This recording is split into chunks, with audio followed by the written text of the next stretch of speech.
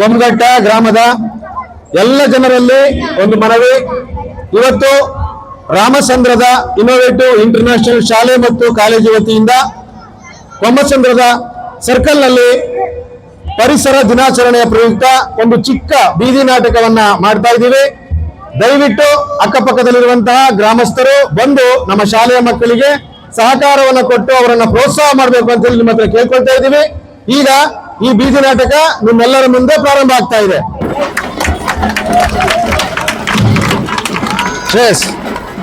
Start.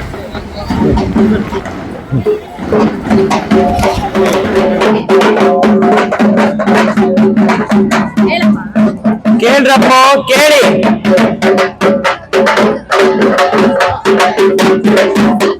ಕೇಳ್ರಪ್ಪ ಕೇಳಿ. ನೋಡ್ರಪ್ಪ ನೋಡಿ. ನಾವು ಇನ್ನೋವೇಟಿವ್ ಇಂಟರ್ನ್ಯಾಷನಲ್ ಪಬ್ಲಿಕ್ ಶಾಲೆಯ ಮಕ್ಕಳು ತಮ್ಮೆಲ್ಲರಿಗೂ ಪರಿಸರ ದಿನದ ಪ್ರಜಾಪ್ರಜ್ಞೆಯನ್ನು ಮೂಡಲು ಬಂದಿದ್ದೇವೆ. ಕೇಳ್ರಪ್ಪ ಕೇಳಿ. ಕಂಡಿದ್ದನ್ನ ಕೇಳ್ದಾಗೆ ಕೇಳಿದ್ದನ್ನ ಕೇಳ್ದಾಗೆ ತಮ್ಮೆಲ್ಲರ ಮುಂದೆ ಬೀದಿ ನಾಟಕವನ್ನು ಪ್ರಸ್ತುತಪಡಿಸುತ್ತಿದ್ದೇವೆ. ಕೇಳ್ರಪ್ಪ ಕೇಳಿ. ಎಂದು ಕರೆಯುತ್ತೇವೆ. ಈ ವಸುಂಧರೆಯ ಗರ್ಭದಲ್ಲಿ ನೀರು, ಡೀಸೆಲ್, ಪೆಟ್ರೋಲ್, ವಜ್ರ, ಬಂಗಾರ ಇವುಗಳಂತಹ ರತ್ನಗಳು ಅಡಗಿರುವ ಭೂಮಿ ತಾಯಿಯ ಒಡಿಲಿಗೆ ಇಂದು ನಾವು ಪ್ಲಾಸ್ಟಿಕ್ ಎನ್ನುವ ವಿಷವನ್ನು ಉಳಿಸುತ್ತಿದ್ದೇವೆ. ನಮ್ಮ ಹಿರಿಯರು ಪ್ರಕೃತಿಯಲ್ಲಿನ ನೀರು, ಗಾಳಿ, ಮಣ್ಣು, ಮರ, ಗಿಡ ಈ ಎಲ್ಲಾ ವಸ್ತುಗಳನ್ನು ಆಧರಿಸುತ್ತಾ ಎಲ್ಲಾ ವಸ್ತುಗಳಲ್ಲೂ ದೇವರನ್ನು ಕಾಣುತ್ತಿದ್ದರು.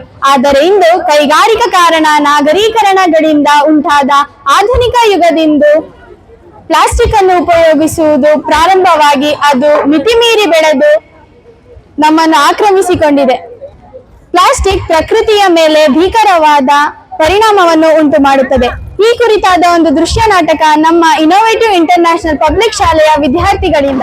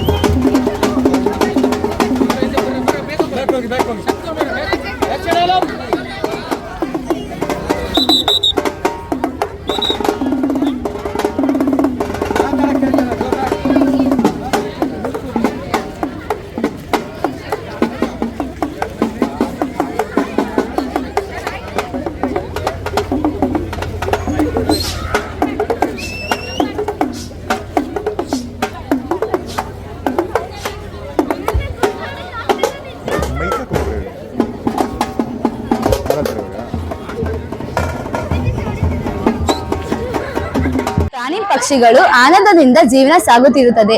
ಆದರೆ ಆ ಕಾಡಿಗೆ ಮನುಷ್ಯ ಜೀವಿ ಕಾಡನ್ನು ಭೇಟಿ ಮಾಡಲು ಬಂದು ತಾವು ತಂದಿದ್ದ ತಿಂಡಿ ತಿನಿಸುಗಳನ್ನು ಪ್ಲಾಸ್ಟಿಕ್ ತ್ಯಾಜ್ಯಗಳನ್ನು ಹಾಕಿ ಮಾಲಿನ್ಯ ಮಾಡಿದ ಪರಿಣಾಮವಾಗಿ ಒಂದು ಮೊಲ ಆ ಪ್ಲಾಸ್ಟಿಕ್ ಅನ್ನು ತಿಂದು ಸಾವನ್ನಪ್ಪುತ್ತದೆ. ಇದನ್ನು ಕಂಡ ಇನ್ನು ಹಲವು ಪ್ರಾಣಿ ಪಕ್ಷಿಗಳು ಗೋಳಾಡುತ್ತಾ ಈ ಮನುಷ್ಯರಿಗೆ ಬುದ್ಧಿ ಎಂದು ಬರುತ್ತದೆ ಎಂದು ರೋಧಿಸುತ್ತದೆ. ಈ ಪ್ಲಾಸ್ಟಿಕ್ ಅನ್ನು ನಮ್ಮ ಕಾಡಿಗೆ ತಂದು ತಲುಪಿಸುತ್ತಿದ್ದಾರೆ ಎಂದು ಗೋಳಾಡಿದವು.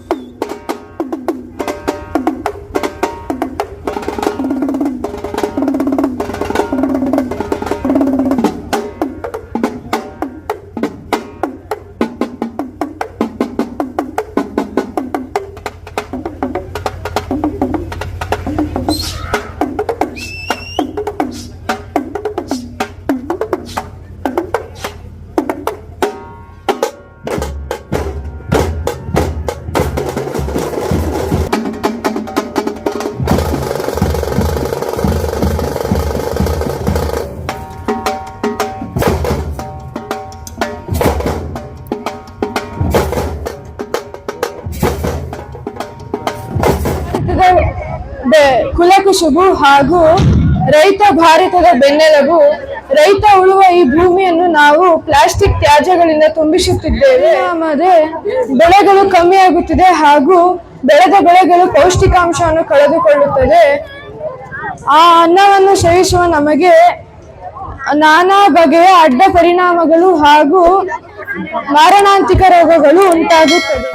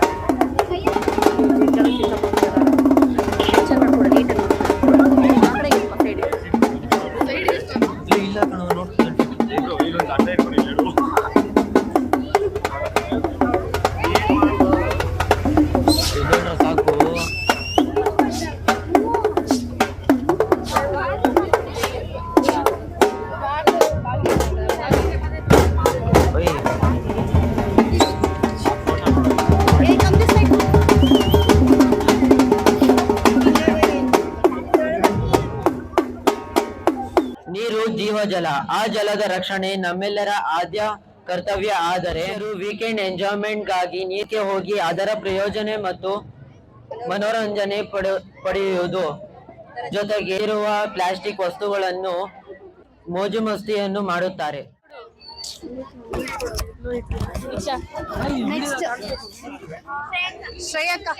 ಎಲ್ಲಾ ಪ್ಲಾಸ್ಟಿಕ್ ಮಾಲಿನ್ಯವನ್ನು ಮಾಡಿದ ಪರಿಣಾಮವಾಗಿ ಆ ಪ್ಲಾಸ್ಟಿಕ್ ಅಂಶವು ನಮ್ಮ ಭೂಮಿಗೆ ಸೇರಿ ನೀರಿಗೆ ಮತ್ತು ಆಹಾರಕ್ಕೆ ನಮ್ಮ ದೇಹಕ್ಕೂ ಸೇರಿ ಪರಿಣಾಮವಾಗಿ ಎಂತ ಭೀಕರ ಒಂದು ಪ್ಲಾಸ್ಟಿಕ್ ಪ್ರಪಂಚಕ್ಕೆ ನಾವು ಸಾಕ್ಷಿಯಾಗುತ್ತಿದ್ದೇವೆ. ಬನ್ನಿ ನೋಡೋಣ.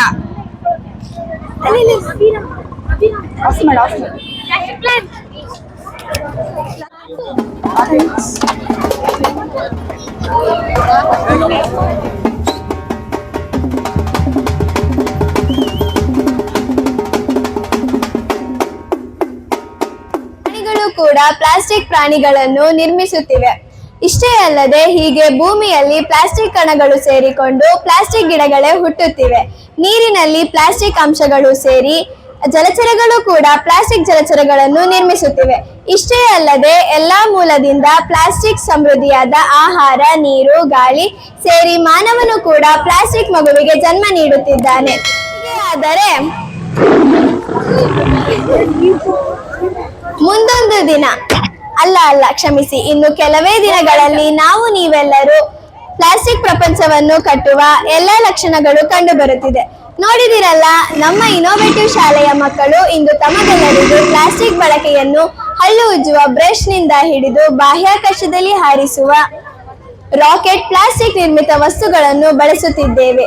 ಪ್ಲಾಸ್ಟಿಕ್ ಅನಿವಾರ್ಯ ಎಂಬ ಕಟ್ಟ ಕಡೆಯ ನಿಲುವಿಗೆ ಬಂದು ತಲುಪಿದ್ದೇವೆ. ಪ್ಲಾಸ್ಟಿಕ್ ನಮಗೆ ಸವಾಲುಗಳನ್ನು ಎಸೆಯುತ್ತಿದೆ. ನನ್ನನ್ನು ನೀನು ಗೆಲ್ಲಲಾರೆ, ನಾನು ಕರಗಲಾರೆ ಎಂದು ಪ್ಲಾಸ್ಟಿಕ್ ಜೀವಿಗಳ ಮೇಲೆ ಸವಾರಿ ಮಾಡುತ್ತಿರುವ ಪ್ಲಾಸ್ಟಿಕ್ ಮೇಲೆ ಪ್ರತಿ ಸಲ ಸಂದೇಶದ ಬಾಣ ಬಿಟ್ಟಾಗಲೂ ರಕ್ತ ಬೀಜ ಸುರನಂತೆ ಪ್ಲಾಸ್ಟಿಕ್ ಬಳಕೆ 10ಕ್ಕೆ 100 100ಗೆ 1000 ಬೆಳೆಯುತ್ತಲೇ ಇದೆ. ಏಕ ಬಳಕೆಯ ಪ್ಲಾಸ್ಟಿಕ್ ಅನ್ನು ಸಂಪೂರ್ಣವಾಗಿ ನಿಷೇಧಿಸುವಲ್ಲಿ ಬಲಿಷ್ಠವಾದ ಶಕ್ತಿ ಬೇಕು. ನಮ್ಮ ದೇಶದ ಬಲಿಷ್ಠವಾದ ಶಕ್ತಿ ಯುವಕರು. ಹಾಗೆಯೇ ಏಕ ಬಳಕೆಯ ಪ್ಲಾಸ್ಟಿಕ್ ಅನ್ನು ಸಂಪೂರ್ಣವಾಗಿ ನಿಷೇಧಿಸಲು ಯುವಕರ ಸ್ಥಾನ ಮಹತ್ತರವಾದದ್ದು ಎಂದು ಈ ಮೂಲಕ ಈ ಸಂದೇಶವನ್ನು ತಮಗೆಲ್ಲರಿಗೂ ತಿಳಿಸುತ್ತಿದ್ದೇವೆ. ಪ್ಲಾಸ್ಟಿಕ್ ತಿಳಿಸಿ, ಭೂಮಿ ತಾಯಿಯನ್ನು ರಕ್ಷಿಸಿ. ಜೈ ಹಿಂದ್.